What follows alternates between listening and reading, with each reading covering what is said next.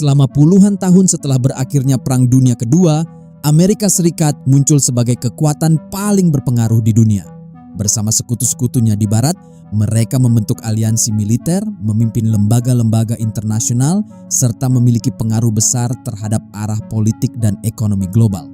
Dalam banyak kasus, dukungan ataupun penolakan dari Washington dapat menentukan apakah sebuah pemerintahan mampu bertahan atau justru kehilangan kekuasaannya. Namun sejarah juga memperlihatkan bahwa hubungan antara kekuatan besar dan para pemimpin negara tidak selalu berjalan sejalan. Ketika seorang pemimpin mulai mengambil kebijakan yang dianggap mengancam kepentingan strategis Barat, benturan kepentingan seringkali tidak lagi berhenti pada tekanan diplomatik atau sanksi ekonomi.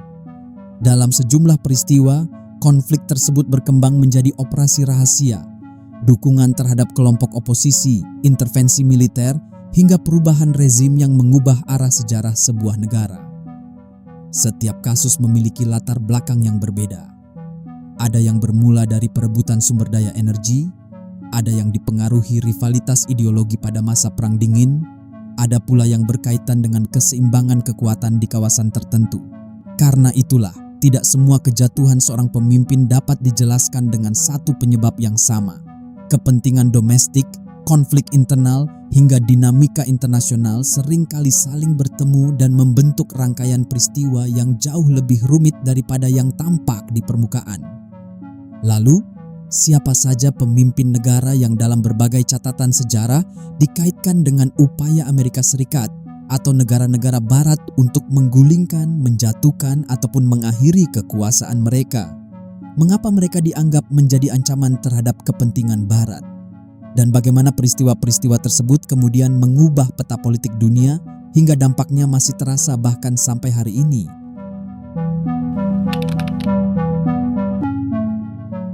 Pada awal tahun 1950-an, Iran berada di atas salah satu cadangan minyak terbesar di dunia.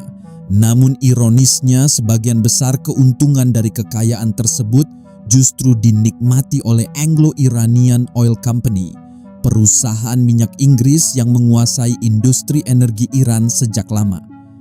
Di mata banyak warga Iran, keadaan ini menjadi simbol bahwa negara mereka masih berada di bawah bayang-bayang kepentingan asing, meskipun telah merdeka secara politik.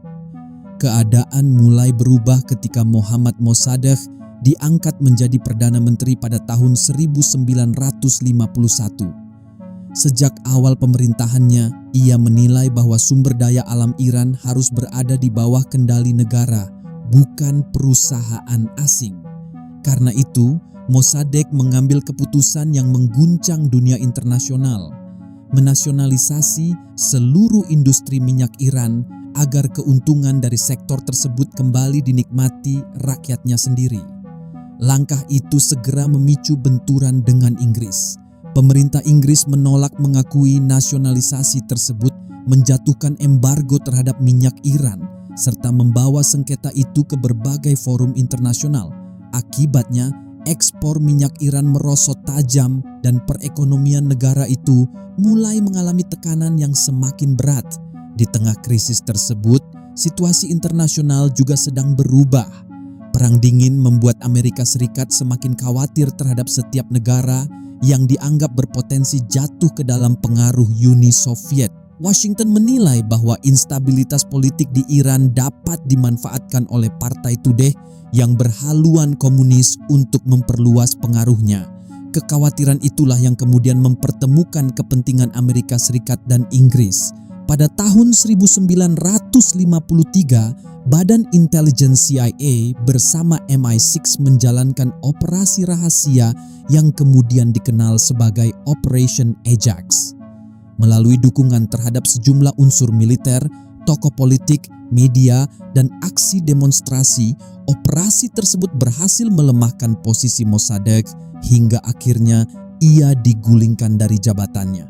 Setelah itu, Shah Muhammad Reza Pahlavi kembali memperkuat kekuasaannya, sementara Iran kembali menjadi salah satu sekutu utama Barat di kawasan Timur Tengah. Bagi Amerika Serikat dan Inggris, operasi ini dipandang sebagai langkah untuk melindungi kepentingan strategis sekaligus mencegah meluasnya pengaruh Soviet. Namun bagi banyak rakyat Iran, peristiwa tersebut menjadi bukti bahwa pemerintahan yang mengambil kebijakan bertentangan dengan kepentingan Barat dapat kehilangan kekuasaannya melalui campur tangan dari luar. Rasa tidak percaya yang muncul setelah peristiwa itu bahkan terus membekas selama beberapa dekade dan menjadi salah satu latar belakang yang membentuk hubungan Iran dengan Barat hingga hari ini. Namun jika Mohammad Mossadegh dijatuhkan melalui sebuah operasi intelijen yang berlangsung secara rahasia, pemimpin berikutnya menghadapi tekanan dalam bentuk yang jauh lebih panjang. Prosesnya tidak terjadi dalam hitungan hari, melainkan berkembang perlahan di tengah pergolakan politik dalam negeri dan persaingan geopolitik yang semakin tajam di Asia Tenggara. Setelah berhasil membawa Indonesia meraih kemerdekaan, Presiden Soekarno berusaha menempatkan negaranya di luar persaingan dua blok besar yang sedang membelah dunia. Bersama para pemimpin Asia dan Afrika, ia menjadi salah satu penggagas gerakan non-blok dan menolak menjadikan Indonesia sebagai bagian dari kepentingan Amerika Serikat maupun Uni Soviet. Namun, seiring berjalannya waktu, hubungan Soekarno dengan Barat justru semakin memburuk. Kebijakan nasionalisasi perusahaan-perusahaan asing, konfrontasi terhadap pembentukan Federasi Malaysia yang didukung Inggris, serta kedekatan Soekarno dengan China dan Uni Soviet membuat Washington dan London mulai melihat Indonesia sebagai ancaman strategis. Kekhawatiran itu semakin besar ketika Partai Komunis Indonesia berkembang menjadi partai komunis terbesar ketiga di dunia setelah Uni Soviet dan China. Bagi Barat, jika Indonesia benar-benar jatuh ke dalam orbit komunisme, keseimbangan kekuatan di Asia Tenggara dapat berubah secara drastis. Upaya melemahkan Soekarno sebenarnya telah dimulai jauh sebelum tahun 1965. Pada akhir dekade 50-an, CIA diketahui memberikan dukungan kepada pemberontakan PRRI dan Permesta untuk menekan pemerintah pusat. Operasi tersebut gagal setelah pilot CIA, Alan Pope, berhasil ditangkap oleh militer Indonesia. Kegagalan itu tidak menghentikan upaya Barat. Sebaliknya, strategi mereka mulai bergeser dari dukungan militer menjadi operasi propaganda dan perang psikologis. Dokumen-dokumen rahasia milik Foreign Office Inggris yang dideklasifikasi puluhan tahun kemudian mengungkap bahwa MI6 membentuk unit khusus propaganda di Singapura untuk menjalankan black operation terhadap Indonesia. Melalui pamflet buletin berita palsu, organisasi samaran, hingga jaringan media, propaganda tersebut dirancang untuk mendiskreditkan Soekarno, memperuncing konflik politik di dalam negeri, sekaligus mendorong munculnya sentimen anti-PKI. Setelah meletusnya peristiwa G30S, operasi propaganda itu bahkan semakin agresif. Sejumlah selebaran rahasia secara terbuka mengajak masyarakat agar menghabisi PKI sebelum organisasi tersebut dapat bangkit kembali. Di tengah situasi yang semakin panas muncul pula sebuah dokumen yang kemudian dikenal sebagai dokumen Gilchrist. Dokumen itu berupa surat yang mengatasnamakan Duta Besar Inggris di Jakarta, Sir Andrew Gilchrist, dengan frasa terkenal "Our Local Army Friends" atau teman-teman militer lokal kita. Surat tersebut sampai ke tangan Kepala Badan Pusat Intelijen, Dr. Sobandrio, sebelum akhirnya dilaporkan kepada Presiden Soekarno. Di tengah iklim politik yang dipenuhi rasa saling curiga, dokumen itu memperkuat keyakinan bahwa terdapat kelompok di dalam Angkatan Darat yang didukung kekuatan Barat untuk menggulingkan Soekarno. Isu mengenai keberadaan Dewan Jenderal pun semakin menguat dan ikut memperkeruh hubungan antara PKI, Soekarno, dan Angkatan Darat. Ketika gerakan 30 September meletus, situasi berubah dengan sangat cepat. Mayor Jenderal Soeharto mengambil alih kendali Angkatan Darat, sementara PKI dituduh sebagai dalang di balik penculikan dan pembunuhan para jenderal. Belakangan, berbagai dokumen yang telah dideklasifikasi menunjukkan bahwa Amerika Serikat segera memberikan dukungan politik, logistik, peralatan komunikasi, hingga informasi intelijen kepada Angkatan Darat. Bahkan, laporan-laporan dari Kedutaan Besar Amerika Serikat mengungkap adanya penyerahan daftar ribuan kader PKI kepada militer Indonesia ketika operasi penumpasan sedang berlangsung. Kurang dari 2 tahun kemudian, Soekarno kehilangan kekuasaannya. Pemerintahan baru di bawah Soeharto segera mengakhiri konfrontasi dengan Malaysia, memperbaiki hubungan dengan Amerika Serikat dan negara-negara barat, serta membuka kembali Indonesia bagi investasi asing. Bagi banyak pengamat, kejatuhan Soekarno menjadi salah satu contoh bagaimana operasi intelijen, perang propaganda, dukungan terhadap kekuatan lokal, dan krisis politik dalam negeri dapat bertemu pada satu titik yang akhirnya mengubah arah sejarah sebuah negara. Namun jika Soekarno kehilangan kekuasaannya melalui rangkaian operasi rahasia, perang psikologis dan pergeseran politik yang berlangsung selama bertahun-tahun, tokoh berikutnya menghadapi bentuk intervensi yang jauh lebih terbuka, bukan lagi melalui permainan di balik layar, melainkan melalui invasi militer yang disaksikan oleh seluruh dunia. Jika pada masa Perang Dingin pergantian rezim sering dilakukan melalui operasi intelijen dan perang propaganda, maka memasuki abad ke-21 pendekatan itu berubah menjadi intervensi militer secara terbuka. Dunia menyaksikannya pada tahun 2003 ketika Amerika Serikat dan Inggris melancarkan invasi ke Irak yang berujung pada tumbangnya Presiden Saddam Hussein. Menariknya, hubungan Saddam Hussein dengan Barat tidak selalu bermusuhan. Pada dekade 1980-an, ketika Irak berperang melawan Iran, Amerika Serikat dan sejumlah negara barat justru memberikan berbagai bentuk dukungan kepada Baghdad karena menganggap revolusi Islam Iran sebagai ancaman yang lebih besar. Namun hubungan itu berubah total setelah Saddam menginvasi Kuwait pada tahun 1990. Irak kemudian menghadapi embargo ekonomi, isolasi diplomatik, dan tekanan internasional selama lebih dari satu dekade. Setelah serangan 11 September tahun 2001, pemerintahan Presiden George Bush mulai menempatkan Irak sebagai salah satu target utama dalam kebijakan War on Terror. Washington dan London menuduh Saddam Hussein masih memiliki senjata pemusnah massal atau weapons of mass destruction, serta berpotensi bekerja sama dengan jaringan Al-Qaeda. Tuduhan inilah yang kemudian digunakan sebagai dasar untuk membenarkan invasi ke Irak. Namun belakangan, berbagai penyelidikan resmi justru membalik narasi tersebut. Tim Inspeksi Senjata PBB di bawah Hans Blix telah melakukan ratusan inspeksi sebelum perang dan berulang kali menyatakan tidak menemukan bukti keberadaan senjata pemusnah massal. Laporan itu diabaikan. Pada tahun 2016, Chilcot Report, hasil investigasi resmi pemerintah Inggris selama 7 tahun, menyimpulkan bahwa ancaman dari Irak telah dilebih-lebihkan dan keputusan untuk berperang diambil sebelum seluruh opsi damai benar-benar ditempuh. Sementara itu, terungkap pula bahwa salah satu sumber utama CIA mengenai dugaan laboratorium senjata biologis bergerak berasal dari seorang informan berkode curveball yang belakangan diakui tidak memiliki kredibilitas, tetapi keterangannya tetap digunakan dalam pidato Menteri Luar Negeri Amerika Serikat Colin Powell di Dewan Keamanan PBB untuk memperoleh dukungan internasional. Di balik alasan keamanan tersebut, banyak analis juga menilai terdapat kepentingan geopolitik dan ekonomi yang jauh lebih besar. Pada tahun 2000, Saddam Hussein memutuskan agar penjualan minyak Irak dalam program Oil for Food tidak lagi menggunakan dolar Amerika, melainkan euro. Keputusan itu dipandang sebagai tantangan terhadap sistem petrodolar yang selama puluhan tahun menjadi salah satu fondasi dominasi ekonomi Amerika Serikat.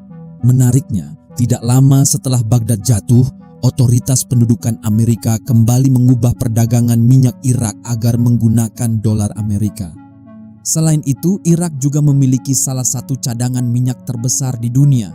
Dan setelah pergantian rezim, perusahaan-perusahaan energi barat kembali memperoleh akses terhadap berbagai ladang minyak yang sebelumnya berada di bawah kendali pemerintah Saddam Hussein. Invasi akhirnya dimulai pada bulan Maret tahun 2003. Dalam waktu singkat, Baghdad berhasil dikuasai, pemerintahan Saddam Hussein runtuh, dan Partai Ba'ath kehilangan kekuasaan setelah memimpin Irak selama puluhan tahun. Saddam ditangkap pada akhir tahun yang sama, kemudian diadili oleh pengadilan tinggi Irak dan dieksekusi pada tahun 2006. Namun kejatuhan Saddam tidak membawa stabilitas seperti yang dijanjikan.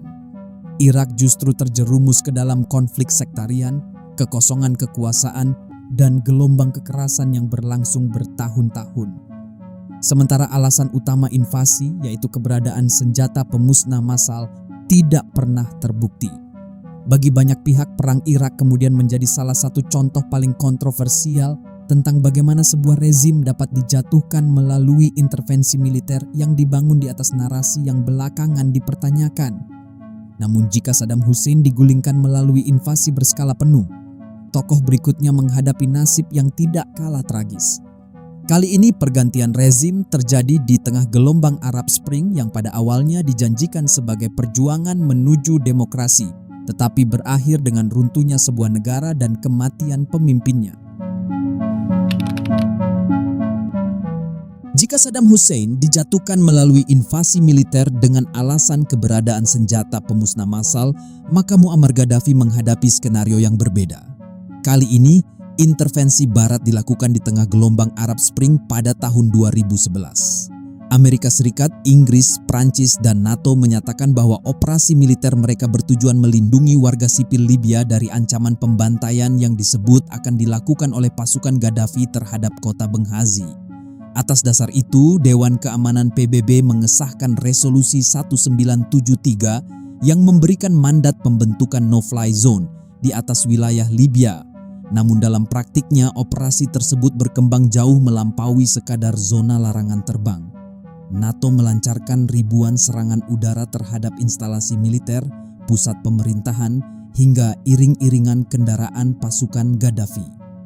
Dukungan udara ini kemudian mengubah keseimbangan perang dan memungkinkan kelompok pemberontak bergerak hingga akhirnya merebut Tripoli. Beberapa tahun kemudian, dasar utama intervensi tersebut mulai dipertanyakan. Pada tahun 2016, Komite Urusan Luar Negeri Parlemen Inggris merilis hasil investigasi resminya yang menyimpulkan bahwa keputusan untuk melakukan intervensi didasarkan pada intelijen yang cacat dan asumsi yang keliru. Laporan itu menyebut ancaman pembantaian massal terhadap warga sipil di Benghazi telah dilebih-lebihkan, sementara NATO gagal memverifikasi secara memadai situasi sebenarnya di lapangan. Di saat yang sama, sejumlah laporan yang beredar pada awal konflik, termasuk tuduhan bahwa jet tempur Libya membombardir warga sipil di Tripoli, belakangan juga dipersoalkan karena tidak pernah dapat dibuktikan secara meyakinkan, meskipun narasi tersebut telah lebih dulu membentuk opini internasional. Di balik alasan kemanusiaan tersebut, muncul pula berbagai dugaan mengenai kepentingan geopolitik dan ekonomi yang jauh lebih besar. Salah satu yang paling banyak dibahas adalah rencana Muammar Gaddafi membentuk dinar emas Afrika, mata uang Pan-Afrika yang didukung cadangan emas Libya. Memo yang kemudian muncul dalam surel-surel Hillary Clinton yang dideklasifikasi pada tahun 2016 menyebut bahwa Libya memiliki sekitar 143 ton emas dan 143 ton perak.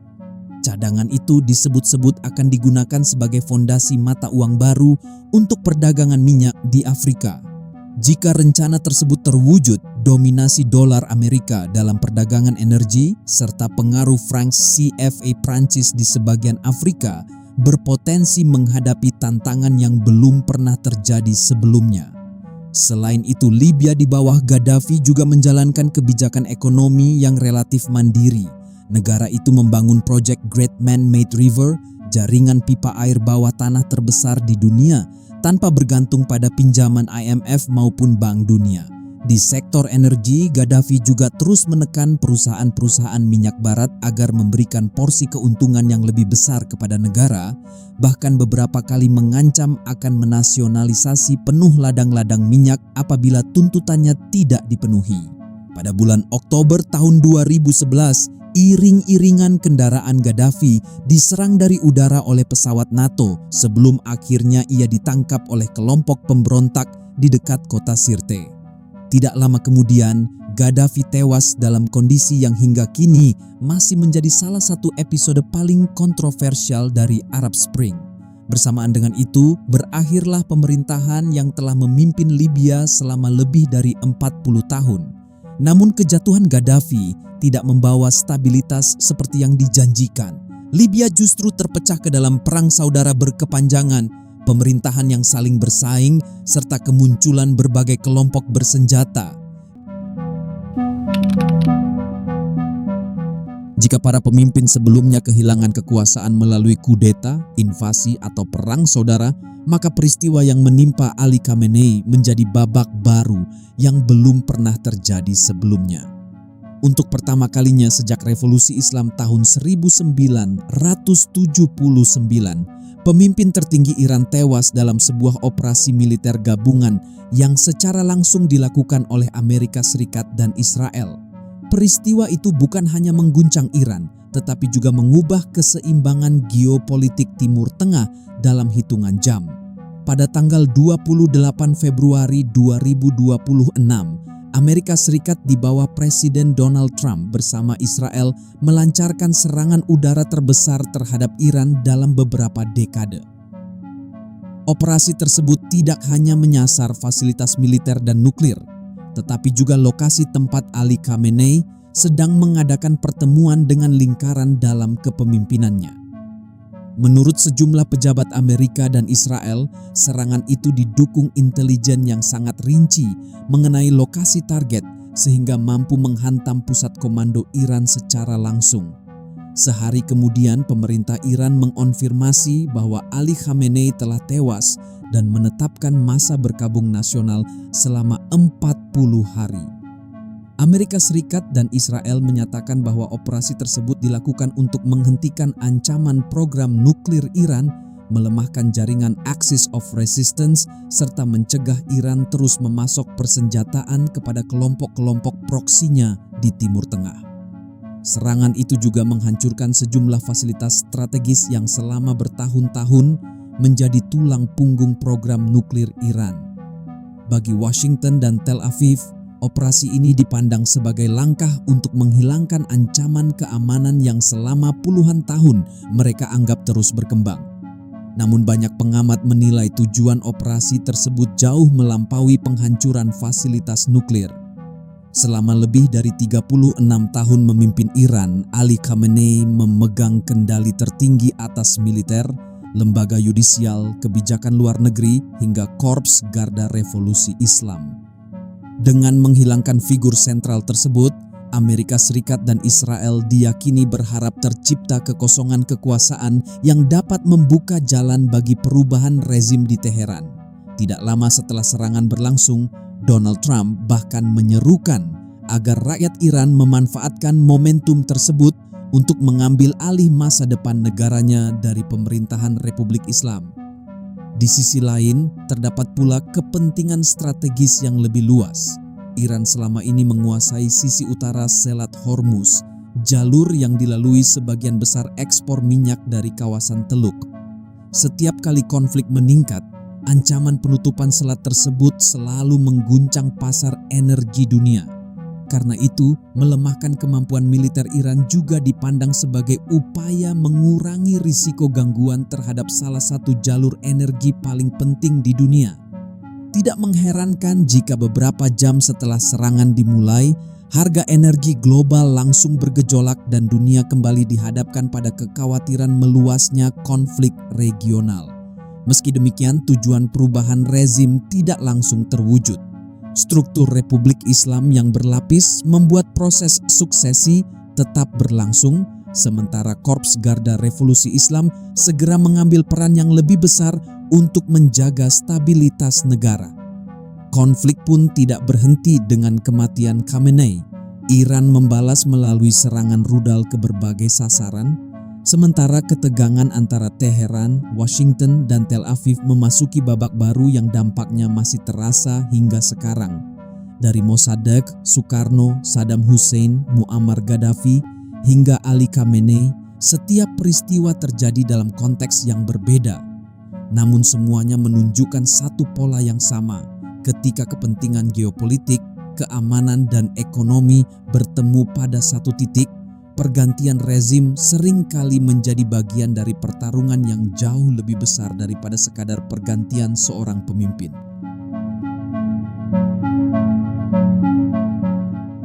Sejarah memperlihatkan bahwa pergantian rezim hampir tidak pernah terjadi karena satu faktor saja. Di balik setiap pemimpin yang jatuh selalu ada perpaduan antara persoalan dalam negeri, perebutan kepentingan ekonomi, persaingan ideologi, hingga perhitungan geopolitik negara-negara besar. Dalam banyak kasus, perubahan itu tidak dimulai oleh tank atau rudal, tetapi oleh operasi intelijen, perang informasi, tekanan diplomatik, sanksi ekonomi, dan berbagai langkah yang perlahan mengubah keseimbangan kekuasaan dari dalam. 5 tokoh yang telah kita bahas datang dari latar belakang yang sangat berbeda. Jalan yang mereka tempuh tidak sama, tetapi semuanya pernah berada pada titik di mana kepentingan mereka berbenturan dengan kepentingan kekuatan-kekuatan besar dunia. Peristiwa-peristiwa itu juga mengingatkan bahwa dalam politik internasional, tidak ada negara yang bertindak semata-mata atas dasar persahabatan atau permusuhan. Kepentingan nasional hampir selalu menjadi pertimbangan utama. Ketika kepentingan tersebut dianggap terancam, berbagai cara dapat ditempuh, mulai dari tekanan ekonomi, operasi rahasia, perang propaganda, hingga intervensi militer secara terbuka. Mungkin karena itulah pertanyaan yang paling penting bukan lagi apakah campur tangan semacam itu pernah terjadi, melainkan apakah pola yang sama masih akan terus berulang di masa depan.